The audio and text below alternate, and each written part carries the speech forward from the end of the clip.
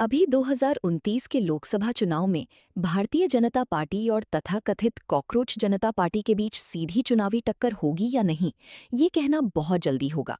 लेकिन 2026 में जिस तेजी से सीजेपी सोशल मीडिया पर उभरी है, उसने राजनीतिक हलकों में चर्चा जरूर बढ़ा दी है। हालांकि अभी तक सीजेपी कोई आधिकारिक चुनाव आयोग से मान्यता प्राप्त पार्टी नहीं है। इसे एक व्यंग्यात्मक और डिजिटल युवा आंदोलन माना जा रहा है, जो बेरोजगारी, पेपर लीक, महंगाई और सिस्टम के खिलाफ गुस्से को मीम्स और सोशल मीडिया के जरिए दिखा रहा है।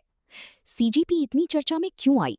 सीजेपी ने कुछ ही दिनों में करोड़ों सोशल मीडिया फॉलोअर्स जुटा लिए। कई रिपोर्टों के अनुसार इसने इंस्टाग्राम पर भाजपा के फॉलोअर्स को भी पीछे छोड़ दिया। इसकी संस्थापक अभिजीत दिपके बताए जाते हैं, जिन्होंने इसे voice of the lazy and unemployed के रूप में शुरू किया। विपक्षी नेताओं और कुछ सामाजिक कार्यकर्ताओं ने भी इस ट्रेंड का समर्थन किया। क्या ये 2029 तक असली राजनीतिक पार्टी बन सकती है? ये तीन बातों पर निर्भर करेगा। क्या सीजेपी चुनाव आयोग में रजिस्टर होती है?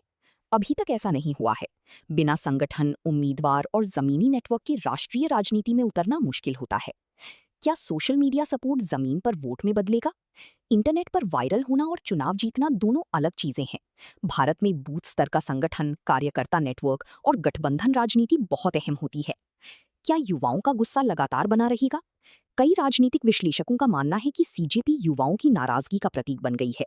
प्रशांत किशोर ने भी कहा कि 2 करोड़ लोगों का गुस्सा मजाक नहीं। भाजपा की स्थिति। भारतीय जनता पार्टी अभी भी देश की सबसे बड़ी संगठित राजनीतिक ताकत मानी जाती है।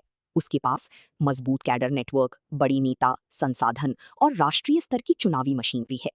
इसलिए 2029 में भाजपा को सीधी चुनौती देना किसी भी नई संगठन के लिए आसान नहीं होगा। लेकिन क्या बीजेपी वर्सेस सीजेपी नैरेटिव बन सकता है?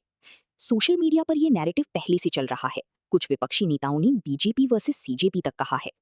अगर सीजेपी ऑफलाइन आंदोलन बनती है, युवाओं को संगठित करती है और चुनावी पार्टी के रूप में उतरती है, तो 2029 तक ये शहरी युवाओं और सोशल मीडिया राजनीति में असर डाल सकती है।